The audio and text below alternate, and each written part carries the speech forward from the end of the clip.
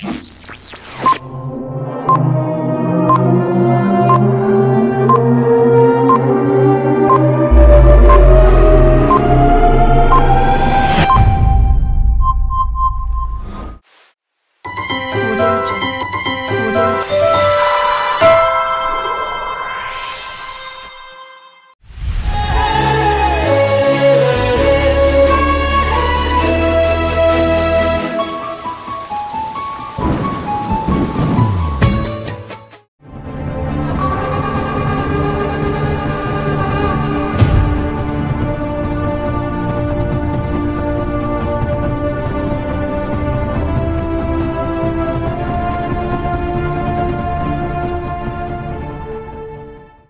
పరిశుద్ధ గ్రంథాలు తెరిచి నిర్గమాకాండం 25:8లోనికి రండి. నేను వారిలో నివసించున్నట్లు వారు నాకు పరిశుద్ధ స్థలమును నిర్మింపవలెను. హల్లెలూయా. దేవుని ఇల్లు కట్టమన్నారు. దేవుడు వాళ్ళతో ఏం కట్టమన్నాడు? దేవుని ఇల్లు. దేవుని మందిరమే దేవుని ఇల్లు కదా. వారిని దేవుడు చెప్పాడు చాలా స్పష్టంగా, నేను వారిలో నివసించున్నట్లు వారు నాకు పరిశుద్ధ స్థలమును నిర్మింపవలెను. ఇప్పుడు ఇశ్రాయేలు జనాంగమే కదా భూమి మీద పరిశుద్ధ స్థలాన్ని నిర్మించింది. వీళ్ళు ఈ ఇల్లు కట్టేవారు అనగా ఇశ్రాయేలు జనాంగం ఎవరిని విసర్జించారు? మూలరాయిని. ఎవరా మూలరాయి? క్రీస్తు. క్రీస్తును విసర్జించారు. ఇప్పుడు యెషయా గ్రంథములో ఉన్న వాళ్ళు ఎవరన్నమాట? నిబంధన చేసుకున్న వాళ్ళు ఎవరన్నమాట? ఇశ్రాయేలు జనాంగం. ఎవరితో నిబంధన చేసుకుంటారని బైబిల్ చెప్పింది? అంత్యబద్ధ క్రీస్తుతో. ఇప్పుడు అక్కడ సంభవం ఏప్పటిది? రాకడను గూర్చిన సంభవం. దేవునికి మహిమ కలుగును గాక. Praise the Lord. ఇక్కడ ఇల్లు కట్టమన్నాడు, ఇంకో చోట నువ్వు కట్టే ఇల్లు నాకెందుకు, నాకేం పనికొచ్చిద్ది అన్నాడు. చూడండి ఒకసారి యెషయా గ్రంథం 66:1. యెహోవా ఇలాగు ఆజ్ఞ ఇచ్చుచున్నాడు, ఆకాశము నా సింహాసనము, భూమి నా పాదపీఠము, మీరు నా నిమిత్తము కట్టనుద్దేశించు ఇల్లు ఏ పాటిది? చూసారా, మీరు కట్టాలనుకున్న ఇల్లు ఏ పాటిది? నాకు విశ్రమ స్థానముగా మీరు కట్టనుద్దేశించినది ఏ పాటిది అన్నాడు. అదేంటండి? అక్కడేమో కట్టమన్నాడు, ఇక్కడేమో ఏ పాటిది? హస్తకృత ఆలయంలో నివసించువాడను. మరి కట్టమన్నావు, ఇంకెట కట్టాలి మరి? చేతులతో కాకపోతే? ఇక్కడ ఖచ్చితంగా కట్టమని చెప్పింది దేవుడే. వాళ్ళు చేతులతోనే కట్టారు. ఇప్పటికీ ఆ మందిరం నిలుచుంది. కానీ దేవుడు అన్నాడు, అది నాకెందుకు అంటే దేవుడు ఇంకేదో కట్టమన్నాడు. ఇంకేం కట్టమన్నాడు? ఏ మందిరం కట్టమన్నాడు అంటే కనబడుతున్నటువంటి బాహ్య మందిరము ఈ రాళ్లతో కట్టమనలా, సజీవమైన రాళ్లతో దేవుడు మందిరం కట్టమన్నాడు, ఇల్లు కట్టమన్నాడు కదా. ఎవరా ఇల్లు? దేవుని సంఘమే ఇల్లు, మనమే దేవుని ఇల్లు. ఈ ఇంటికి మాత్రం విసర్జింపబడ్డ రాయే తలకు మూల రాయి మొదటి రాయిగా ఉంది. దేవునికి మహిమ కలుగును గాక. అసలు ఏ రాయితో ఇల్లు కట్టమన్నాడో ఆ రాయిని విసర్జించి దేవుని ఉద్దేశంలో లేని ఇల్లు కట్టుకున్నారు వీళ్ళు. అలాగే దేవుని ఉద్దేశంలో లేని పనులే చేస్తున్నారు. దేవుని ఉద్దేశంలో లేనే జీవితం జీవిస్తున్నారు. ఏమండి, యేసును విసర్జించి యేసు కోసం ఓ మందిరం కట్టినట్టుంది కథ. మరి ఇప్పుడు ఏమండి, ఆకాశము నా సింహాసనం, భూమి నా పాదపీఠం, మీరు నా నిమిత్తం కట్టనుద్దేశించు ఇల్లు ఏ పాటిది అన్నాడు కదా. కట్టమన్నది ఎవరు? ఇప్పుడు వద్దన్నది ఎవరు? మరి ఇప్పుడు కావాల్సింది ఏంటి? కట్టమండం ఎందుకు? ఇప్పుడు నాకు అదెందుకు అంటున్నాడు ఎందుకు? దీని అంతటికి దీన్ని కలిపితే, వాక్యాన్ని విభజించడం ఎంత ముఖ్యమో కలపడం అంతే ముఖ్యమో. కలిపితే ఇప్పుడు వచ్చే సారం ఎక్కడుందో తెలుసా? చూడండి ఒకసారి అపోస్తల కార్యం 7వ అధ్యాయం 46-51 వరకు. అతడు దేవుని దయ పొంది, ఎతడో అది యాకోబు అనగా ఇశ్రాయేలు దేవుని దయ పొంది దేవుని నివాస స్థలము కట్టగోరెను. హల్లెలూయా. ఇప్పుడు ఇల్లు కట్టేవారు ఎవరన్నమాట? వాళ్ళే, ఇశ్రాయేలు. అయితే సొలొమోను ఆయన కొరకు మందిరము కట్టించెను. అయినను ఆకాశము నా సింహాసనము, భూమి నా పాదపీఠము, మీరు నా కొరకు ఎలాంటి మందిరము కట్టుదురు? నా విశ్రాంతి స్థలమేది? ఇవన్నీ నా హస్తకృతములు కావా అని ప్రభువు చెప్పుచున్నాడు అని ప్రవక్త పలికిన ప్రకారము సర్వోన్నతుడు హస్తకృతాలయములో నివసింపడు. ముష్కరులారా, హృదయములను చెవులను దేవుని వాక్యమునకు లోపరచనొల్లని వారలారా. ఇక్కడ ఎవరు అంటున్నారు? స్టెఫన్ ఎవరిని అంటున్నాడు? ఇప్పుడు వాక్యమునకు లోబడినొల్లని వారలారా అని స్టెఫన్ అన్నది ఇశ్రాయేలునే. మరలా సేమ్ ఇక్కడ 28వ అధ్యాయంలో దేవుడు కూడా వాక్యమును వినుడి అపహాసకులారా అంటుంది కూడా ఎవరినన్నమాట? అది సంగతి. Praise the Lord. చూసారా, దేవుని వాక్యం కొంచెం ఇచ్చట కొంచెం అచ్చట ఎంత చక్కగా దేవుడు అలంకార రూపంలో వాక్యమును రాసి పెట్టాడు. దేవునికి మహిమ కలుగును గాక. హల్లెలూయా. అంత్యదినపు సంభవాల ప్రస్తావన మనం మాట్లాడుకుంటున్నాం. ఇశ్రాయేలు జనాంగంతోనే కదా. ఇప్పుడు ఇశ్రాయేలు జనాంగం ఏం చేశారంట? నిబంధన చేశారంట. ఎవరితో చేశారంట? అబద్ధముతో. అబద్ధముతో అనగా సాతాను కుమారునితో, అనగా అంత్య అబద్ధ క్రీస్తు. ఇప్పుడు తండ్రి అయిన దేవుడు క్రీస్తుని కన్నట్లే సాతాను కూడా ఏమనుకున్నాడంటే నేనో కుమారుని కంటానన్నాడు. ఏమండి, కుమారునికి ఒక సంఘం ఉన్నట్లుగానే సాతాను కుమారునికి కూడా ఒక సంఘం ఉండేటట్లుగా దేవుడు చూపించాడు బైబిల్ గ్రంథంలో. ఇదిగో ఉంది ఒక సంఘం, వానికి అబద్ధ క్రీస్తు కూడా ఒక సంఘం ఉంది, అది బబులోను వేశ్య అని దేవుడు చూపించేశాడు మనకి. ఇవన్నీ దేవుడు మన కళ్ళారు చూపిస్తున్నాడు. వాడు కూడా సేమ్ కాపీ క్యాట్ అయి ఉన్నాడు, కాపీ కొడుతున్నాడు. సత్యమునకు విరోధంగా వాడు ఉన్నాడు. వాని భార్య మీరు అవ్వద్దు, మీరు దేవుని భార్య అవ్వాలని పరిశుద్ధాత్ముడు మనల్ని గద్దిస్తూ నడిపిస్తూ మనల్ని దేవుని భార్యగా చేస్తున్నాడు. హల్లెలూయా. ఏమండి, ఇంకా చూడండి, ఒక మాట మీకు చదివిపిస్తాను 17వ వచనంలో. నేను న్యాయము కొలనులుగాను నీతి మట్టపు గుండుగాను పెట్టెదను. చూసారా, మీరు చేసిన నిబంధన ఎక్కువ కాలం నిలవదు. దేవుని ప్రజలు, ఇప్పటి వరకు మనం ఒక సందేశం విన్నాం, ఇప్పుడు ఇంకో సంగతులు వింటున్నాం. వినండి జాగ్రత్తగా. ఓ ఇశ్రాయేలు జనాంగమా, మీరు నిబంధన చేసామని మురిసిపోతున్నారు, కానీ ఆ నిబంధన ఎక్కువ కాలము నిలవదు. ఏమైపోతుంది? 18వ వచనం చూడండి, యెషయా గ్రంథం 28:18. అది సంగతి. మరణముతో మీరు చేసిన నిబంధన ఏమైపోతుంది? కొట్టివేయబడుతుంది. పాతాళంతో మీరు చేసుకొనిన ఉడంబడిక నిలువదు. ప్రవాహము వలె ఉపద్రవము మీ మీదుగా దాటునప్పుడు మీరు దాని చేత త్రొక్కబడిన వారు అగుదురు. ఏం కాదని మీరు అనుకుంటున్నారు నాయనా? వాడేం నమ్మదగిన వాడు కాదని చెప్తున్నాడు అన్నమాట దేవుడు. వాడేం కాదంట? వాడు నమ్మదగిన వాడు కాదు, వాడు మోసం చేస్తాడు, వాడు నిజమైన క్రీస్తు కాదు, అబద్ధ క్రీస్తు. అబద్ధ క్రీస్తుతో మీరు నిబంధన చేసుకున్నారు. ఎలాంటి నిబంధన తెలుసా? ఎలాంటి నిబంధన చేసుకున్నారో చెప్పే ముందు ఈ అబద్ధ క్రీస్తు గురించి దేవుడు చెప్పిన ఇంకో మాట చెప్తున్నాను. వాడు మోసగాడు. వాణ్ణి నమ్మారు కానీ వాడు తడిగుడ్డుతో గొంతులు కోసే రకం. మీకు అర్థం కావట్లేదు. ఇప్పుడు వాడిని నమ్మి నిబంధన చేసుకున్నారు. ఏంటంటే వాడు స్వేచ్ఛనిచ్చాడుగా, వాడు ఎన్నో అద్భుతాలు ఆశ్చర్యాలు చేస్తున్నాడుగా, అందుకని మీరు నమ్ముతున్నారు. యేసంటే రాజు అనుకున్నారు వాళ్ళు. అవునా? భూమి మీద రాజు అయ్యేవాడే నిజమైన దేవుడు అనుకున్నారు. ఈనాడు కూడా చాలా అభిప్రాయాలు అలాగే పుడుతున్నాయి. భూమి మీద రాజ్యము స్థాపించేవాడే దేవుడు, భూమి మీద రాజు అవ్వాలి దేవుడైతే అని కొన్ని అభిప్రాయాలు పుట్టుకొస్తున్నాయి. ఆ అభిప్రాయాల కోసము సహోదరులు క్రైస్తవులు కొందరు పాపం ఆ తర్కం చేసి చేసి చేసి అవసరం లేని తర్కం చేస్తున్నారు. అన్నదమ్ములు, అవసరం లేదు ఆ తర్కం. ఖచ్చితంగా చెప్తున్నాను దేవుని ప్రజ, ఖచ్చితంగా చెప్తున్నాను, యేసు ఈ లోక సంబంధమైన రాజ్యము స్థాపించడానికి రాలేదని చెప్పేసినాక ఇంకా ఆ రాజ్యం భూమి మీద కనబడాలని చెప్పి చేయకూడదు. కనబడాలనుకుంటే వాడు ప్రభు రాకడ వరకు 1000 ఏళ్ల పరిపాలన వరకు బతకాలి. అప్పుడు దేవుడు నిజంగా ఆయన రాజ్యాన్ని చూపిస్తాడు. ఎప్పుడో నెరవేరాలనేది తప్పు. దేవుని మాట ఎప్పటికైనా నెరవేరుతుంది, చూడాలంతే. ప్రైజ్ ద లార్డ్ కదా. ప్రవచనాలు అనేవి వెంటనే నెరవేరొచ్చు, తర్వాత అయినా నెరవేరొచ్చు, కొన్ని సంవత్సరాలకైనా నెరవేరొచ్చు, 100 సంవత్సరాలకైనా నెరవేరవచ్చు. నెరవేరి తీరుతుంది. హల్లెలూయా. ప్రకటన గ్రంథం అంతా భవిష్యత్ కాల సంభవమే, ప్రవచనమే కదా. ఇదంతా భవిష్యత్ కాల సంభవమే, ప్రవచనం కాబట్టి వెంటనే కనబడాలనే రూలేమీ లేదు.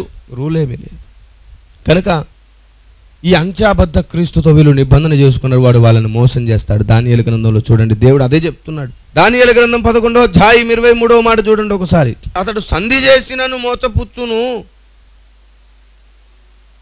అతడు స్వల్ప జనము గలవాడైనను అంట. అంటే చిన్న దేశం కాబట్టి చిన్న దేశం గలవాడైనను ఎదురాడి బలము పొందును. సమాధాన క్షేమము గల దేశం ఏంటది? ఇజ్రాయేలు దేశం అండి. చూసారా, ఎవరు జయిందని చేస్తుంటాడు. దేవుని ప్రజలారా, దేవుడు చెప్తున్నాడు వాడు మోసం చేస్తాడు. మీరు అనుకున్నట్టుగా మీరు నిలిచి ఉండే ప్రసక్తే లేదు. వాడు ఖచ్చితంగా మిమ్మల్ని మోసం చేస్తాడు. అవును, వీళ్ళు సంధి దేని గురించి చేసుకొని ఉంటారు? వాడితో సంధి దేని గురించి చేసుకొని మోసపోయి ఉంటారు తెలుసా? ఇశ్రాయేలు జనాంగము విగ్రహారాధన చెయ్యరు, కానీ వాడేమో విగ్రహారాధన ప్రోత్సహిస్తాడు, వాని విగ్రహం పెట్టి మొక్కమంటాడు. అందరూ ఏదో ఒక విగ్రహాన్ని మొక్కుతున్నారు కదా, నేరుగా నా విగ్రహమే దేవుణ్ణైనా నా విగ్రహమే మొక్కితే మీకేం పోతుంది, నేనే మొక్కమంటున్నాను కదా అంటారు. అప్పుడు వాళ్ళు అంటారు, దేవుడు చెప్పాడు కదా అసలు దేన్ని మొక్కకూడదని నువ్వు ఎలాగంటున్నావు, నువ్వు మాకు ఒక విషయంలో మినహాయింపు ఇవ్వు, విగ్రహం పెట్టకుండా మాకు ఒక మినహాయింపు ఇవ్వు, అప్పుడు నిన్ను దేవుడిగా అంగీకరిస్తాం. ఏమండి, నీతో 7 సంవత్సరాలు సంధి చేసుకుంటాం, 7 సంవత్సరాలు మాకు నీ మీద పూర్తి నమ్మకం కలిగితే నువ్వే మా దేవుడివి అని చెప్పేసి వానితో సంధి చేసుకుంటారు. వాడంటారు, సరే మీరు విగ్రహారాధన చేయకండి, మీ మందిరంలో ఎప్పుడులాగే బలులు చేసుకొని మా ఆత్మతోనే ఆరాధన చేసుకోండి అంటాడు. అప్పుడు మరలా బలులు ప్రారంభం అవుతాయి. మరలా ఇశ్రాయేలు జనాంగము దేవుని మందిరంలో బలులు ప్రారంభిస్తారు. వానితో సంధి కాలము అలా కొనసాగుతూ ఉంటుంది. కానీ దేవుడు ఏమన్నాడు, వాడు ఏం చేస్తాడంట, మోసము చేస్తాడు. ఎలా మోసం చేస్తాడు, ఎలా మోసం చేస్తాడో తెలుసా? ఏమండి, వాడు సంధిని అతిక్రమిస్తాడు, సంధిని మధ్యలో మర్చిపోతాడు, కావాలని దాన్ని ఛేదిస్తాడు. ఏమండి, యేసుప్రభుని తన శిష్యులు అడుగుతారు కదా, మత్తయి సువార్త 24వ అధ్యాయంలో, నీ రాకడ ఎలాగుంటుంది అని అన్నప్పుడు చూడండి ఒకసారి, మత్తయి సువార్త 24:3-15. ఆయన ఒలివ కొండ మీద కూర్చుండి ఉన్నప్పుడు శిష్యులు ఆయన యొద్దకు ఏకాంతముగా వచ్చి, ఇవి ఎప్పుడు జరుగును, నీ రాకడకును ఈ యుగ సమాప్తికి సూచనలేవి మాతో చెప్పుమనగా, యేసు వారితో ఇట్లా నేను అన్న దగ్గర అంత్యబద్ధ క్రీస్తులు వస్తారు, కరువులు భూకంపాలు కలుగుతాయి, ప్రేమలు చల్లారుతాయి, బోల్డ్ అని సంగతులన్నీ చెప్పాడు. ఆ తర్వాత చెబుతూ దేవుడు 15వ వచనానికి వచ్చేసరికి ఒక మాట చెప్పేశాడు. చూడండి ఒకసారి, కాబట్టి ప్రవక్త అయిన దానియేలు ద్వారా చెప్పబడిన నాశనకరమైన హేయ వస్తువు పరిశుద్ధ స్థలమందు నిలుచుట మీరు చూడగానే చదువువాడు గ్రహించునుగాక. ఎవరి ద్వారా చెప్పబడినట్లంట? దానియేలు ద్వారా చెప్పబడినట్లు. దేవునికి మహిమ కలుగునుగాక. ఎప్పుడో దానియేలు భక్తుడు చెప్పినది ఎప్పుడు నెరవేరుతుంది? అంచె దినములలో నెరవేరుతుంది. అలాగే యేసు నా రాజ్యము ఉండును అన్నది కూడా అంచె దినాల్లో నెరవేరుతుంది. ఇప్పుడు ఎక్కడ కనబడట్లేదు అని ఈ తండవాదం చేయకూడదు. అర్థమైందా? ఏమండి, ఉంగోష్ట బుద్ధితో ఉంగోష్టులందరూ బయలుదేరి అలాంటి వితండవాదం చేయకూడదు, అలాంటి బోధ చేయకూడదు, బయలుదేరి వెంటనే పరిగెత్తకూడదు. అలాగా వితండవాదం చేస్తుంటారు. క్రీస్తు లేడు, క్రీస్తు రాకడ రాదు.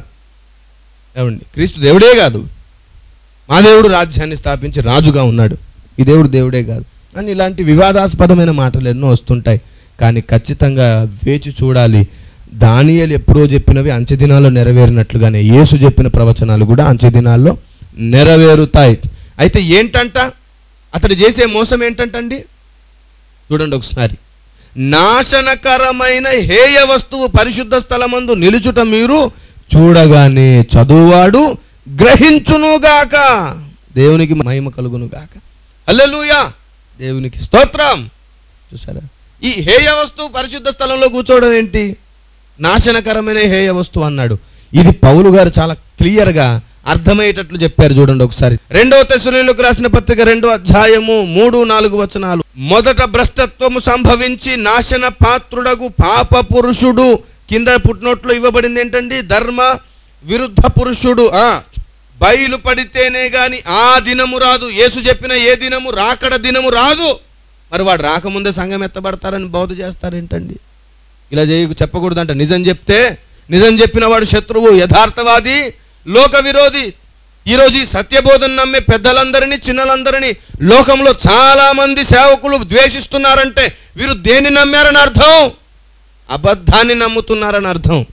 అంతే అబద్ధ క్రీస్తు రాకముందే సంఘం ఎత్తబడుతుందనే బోధ వాక్య విరుద్ధ బోధ. అన్నదమ్ములారా, మార్చుకోండి మీ ఉద్దేశాలు. దేవునికి మహిమ కలుగునుగాక. వాడు బయలుపడితే తప్ప ఆ దినం రాదని ప్రభు చెప్తుంటే, వాడు రాకముందే ఆ దినం వచ్చేసింది వెళ్ళిపోతామంటారేంటండి? యెహోవా సాక్షులనే నా పాత సాక్షులు వీళ్ళు ఏమంటారంటే, యేసు 1914లోనే వచ్చేసాడు, ఆయన రాకడ రహస్యంగా జరిగిపోయింది అంటారు.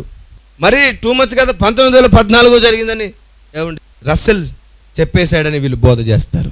చార్లెస్ స్టేజ్ రస్సెల్ అతని బోధన నమ్ముతారు. యెహోవా సాక్షులు ఎక్కడైనా కనబడితే నన్ను పిలవండి. సరే, ఇక ఆ విషయం అలా పక్కన పెడితే ఏ విషయం మాట్లాడుతున్నాం? రాకడ. ప్రభు రాకడ భూమి మీద ఎప్పుడు సంభవించును అంటే, నాశన పాత్రుడగు పాప పురుషుడు బయలుపడితే. ఎప్పుడు బయలుపడతాడు వాడు? అక్కడ ఉంది చూడండి ఒకసారి, 4వ వచనం. ఏది దేవుడు అనబడునో, ఏది పూజింపబడునో దాని అంతటిని ఎదిరించుచు దాని అంతటికి పైగా వాడు తన్ను తానునే హెచ్చించుకొనును. ఏమండి వినండి, ఇది ఎప్పుడు జరుగుతుందంట?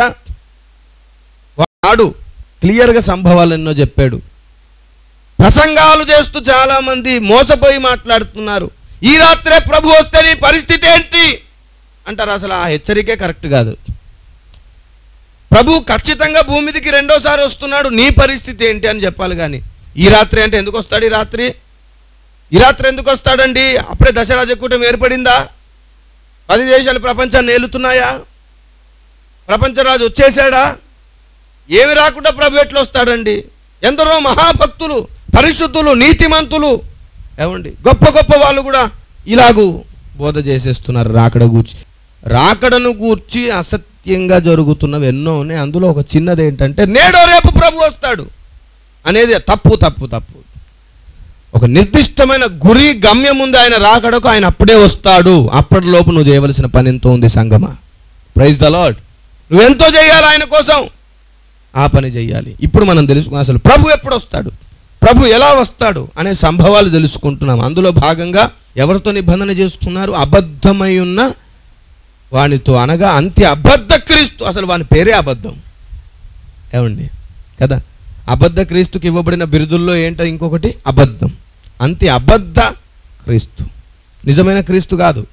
ఈ అంత్య అబద్ధ క్రీస్తు రాజైపోతాడు. ప్రపంచ రాజైపోయిన తర్వాత అనేక దేశాల మీద వీడు నిర్ణేత అయిపోయి కొన్ని రిస్ట్రిక్షన్స్ పెడతాడు, కొన్ని నిబంధనలు పెడతాడు.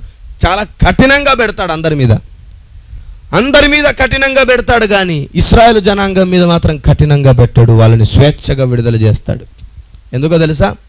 ఆ ఇశ్రాయేలు జనాంగం ఇతనితో నిబంధన చేస్తారు. అక్కడ రాయబడింది నిబంధన అని. చూడండి ఒకసారి. మేము మరణముతో నిబంధన చేసుకొంటిమి. దానియేలు గ్రంథములో ఉంటుంది, చూడండి ఒకసారి మీరందరూ. దానియేలు గ్రంథము 9వ అధ్యాయము 27వ వచనము. అతడు 1 వారము వరకు అనేకులకు నిబంధనను స్థిరపరచును అంట. దేవునికే మహిమ కలుగును గాక. నిబంధన చేసుకుంటారు ఇశ్రాయేలు జనాంగం. చాలా స్పష్టంగా రాయబడింది. దేని గూర్చి నిబంధన చేసుకుంటారు చూడండి ఒకసారి మీరందరూ ఇక్కడ రాయబడిన విషయాన్ని. మేము మరణముతో నిబంధన చేసుకుంటుమి, పాతాళంతో ఏకమైతిమి, ఉపద్రవము మా యొద్దకు రాదు. ఎందుకు రాదో తెలుసా? ప్రపంచరాజు మా దేవుడు. ఏ క్రీస్తు వస్తాడని మీరు ప్రవచించి ప్రవచనాలు బైబిల్లో పెట్టుకున్నారో ఆ ప్రవచనాలు నిజంగా నెరవేరవు. ఏమైంది ఆయన రాకడా?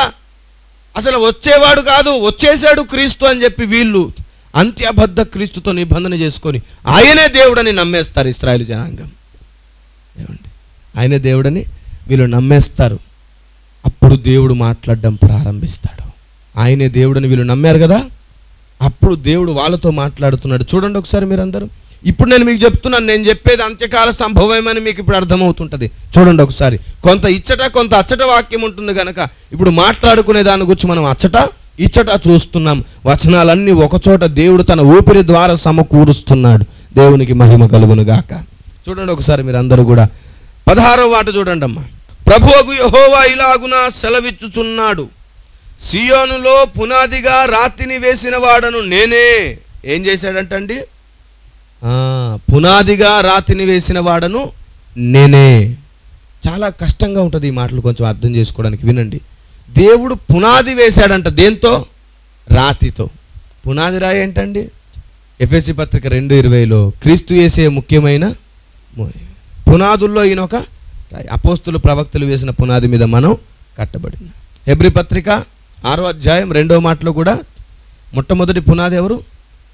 క్రీస్తు. Praise the lord. హల్లెలూయా కదా. క్రీస్తే మొట్టమొదటి పునాది రాయి. చూడండి ఇక్కడ, సియోనులో పునాదిగా రాతిని వేసిన వాడను నేనే, అది పరిశోధింపబడిన రాయి. క్రీస్తు కూడా ఈ భూమి మీద అనేక వాటికి పరిశోధింపబడిన రాయిగా ఉన్నాడు. అంత మాత్రమే కాదు, అమూల్యమైన తలరాయి అంట. ఏం రాయి? తలరాయి. ఈ రాయి ఏదో విసర్జింపబడిన రాయి అనుకుంటా. మరి చూడండి కింది వచనాల్లో, బహు స్థిరమైన పునాది అయిన మూలరాయి అయి ఉన్నది, విశ్వసించువాడు కలవరపడడు అంట. ఏంటి రాయి? ఏమండి, ఏంటి రాయి? తలరాయి అన్నాడు. ఇక్కడ తలరాయి అన్నాడంటే ఏమండి, ఇంకా దీనికి సంబంధించిన వచనం ఎక్కడో కనబడాలి. ఎక్కడుంది? 118వ కీర్తనలో ఉంది. చూడండి 22వ మాట. ఇల్లు కట్టువారు నిషేధించిన రాయి మూలకేమైందంట? మరి యెషయా గ్రంథంలో కనబడుతున్న ఈ తలరాయి ఏం చేయబడిందన్నమాట? ఇప్పుడు ఈ రాయి ఎవరు? క్రీస్తే. Praise the Lord. ఈ రాయిని ఎవరు విసర్జించారు, ఎవరు నిషేధించారు? ఇల్లు కట్టేవారంట. ఏమండోయ్, ఈ ఇల్లు కట్టేవారు ఎవరు? ఈ ఇల్లు కట్టేవారంటే ఇశ్రాయేలు జనాంగమే.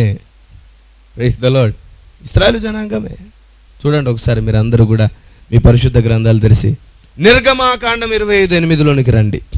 నేను వారిలో నివసించున్నట్లు వారు నాకు పరిశుద్ధ స్థలమును నిర్మింపవలెను. హల్లెలూయా. దేవుని ఇల్లు కట్టమన్నారు. దేవుడు వాళ్ళతో ఏం కట్టమన్నాడు? దేవుని ఇల్లు. దేవుని మందిరమే దేవుని ఇల్లు కదా. వారిని దేవుడు చెప్పాడు చాలా స్పష్టంగా, నేను వారిలో నివసించున్నట్లు వారు నాకు పరిశుద్ధ స్థలమును నిర్మింపవలెను. ఇప్పుడు ఇశ్రాయేలు జనాంగమే కదా భూమి మీద పరిశుద్ధ స్థలాన్ని నిర్మించింది. వీళ్ళు ఈ ఇల్లు కట్టేవారు అనగా ఇశ్రాయేలు జనాంగం ఎవరిని విసర్జించారు? మూలరాయిని. ఎవరా మూలరాయి? క్రీస్తు. క్రీస్తును విసర్జించారు. ఇప్పుడు యెషయా గ్రంథములో ఉన్న వాళ్ళు ఎవరన్నమాట? నిబంధన చేసుకున్న వాళ్ళు ఎవరన్నమాట? ఇశ్రాయేలు జనాంగం. ఎవరితో నిబంధన చేసుకుంటారని బైబిల్ చెప్పింది? అంత్యబద్ధ క్రీస్తుతో. ఇప్పుడు అక్కడ సంభవం ఎప్పటిది? రాకడను గూర్చిన సంభవం. దేవునికి మహిమ కలుగును గాక. Praise the Lord. ప్రార్థన చేసుకుందాం, అందరం కలిసి ప్రార్థన చేసుకుందాం. పరిశుద్ధుడైన మా పరమపిత, ఈరోజు మీరు మమ్మల్ని దర్శించి మమ్మల్ని సరిచేసి మీరు చేయవలసిన పని ఎంతో ఉంది అని చెప్పి మనని పురుకొలిపి ఈరోజు రేపు చచ్చిపోతామనే భయం కంటే కూడా చేయవలసిన పని ఎంతో ఉందనే ధైర్యాన్ని నూరిపోసినందుకు వందనాలు. నీకు మహిమ కలుగు గాక. భయము కాదు ధైర్యము మాకు ఇచ్చావు. పోరాడే శక్తిని మాకు ఇచ్చావు. నీకు వందనాలు. మమ్మల్ని మేము నీ చేతికి అప్పగిస్తున్నాం. సంఘమంతటినీ సేవకులందరినీ సిద్ధపరచు, సత్యమందు ప్రతిష్ఠించు. ఇంత కూలక్కషంగా ఇంత స్పష్టంగా మీరు మాట్లాడిన తర్వాత కూడా వినని వారు అనేకులు, అభిప్రాయం మార్చుకొని వారు అనేకులు, సత్యములోనికి రాని వారు అనేకులు. వారి విషయమే కనికరించు స్వామి. దయచేసి వారు మారే అవకాశం ఇవ్వు. యేసు నామములో ప్రార్థిస్తున్నాము తండ్రి. Amen, amen. May God bless you. దేవుడు మిమ్మల్ని అందరినీ దీవించును గాక. సర్వ సత్యమేవ జయతే. ఆమెన్. God bless you.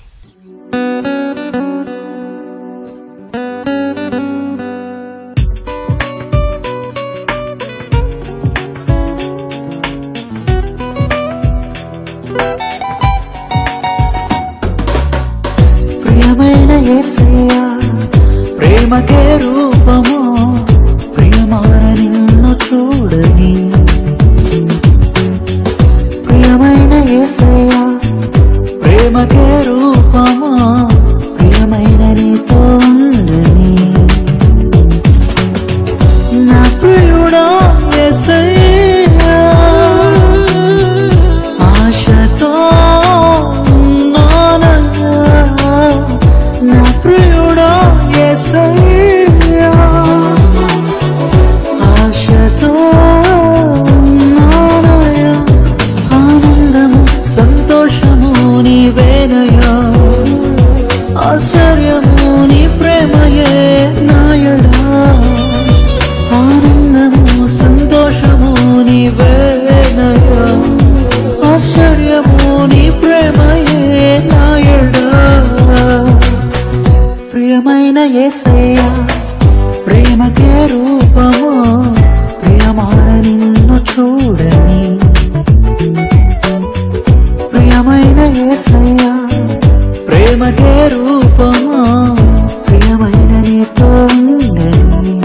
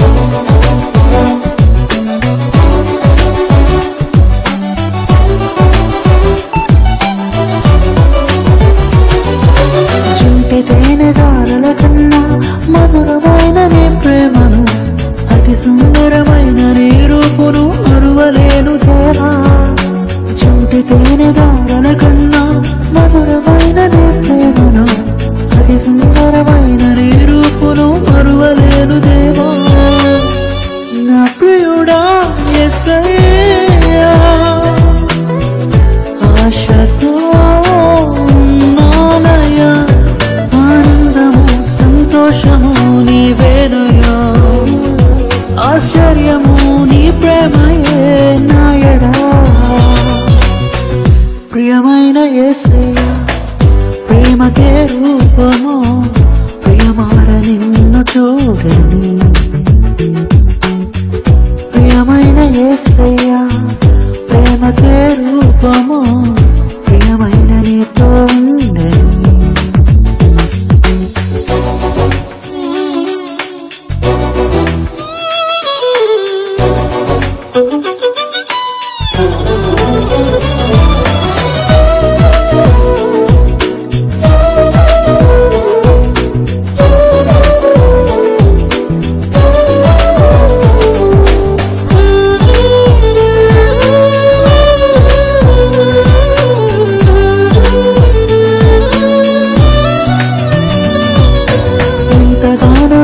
ఉంటిని ఎవరు చూపని ప్రేమకై ఎదుట నీవే హృదయలో నీవే నా మనసులో నీవే ఎంతగానో వేచి ఉంటిని ఎవరు చూపని ప్రేమకై ఎదుట నీవే హృదయలో నీవే నా మనసులో నీవే నా ప్రియుడా యేసయ్యా ఆశతో నానయ్యా సంతోషము నీవేనయా ఆశ్చర్యము నీ ప్రేమయే నాయడా ప్రియమైన యేసయ్యా ప్రేమకే రూపమో ప్రియమార నిన్ను చూడని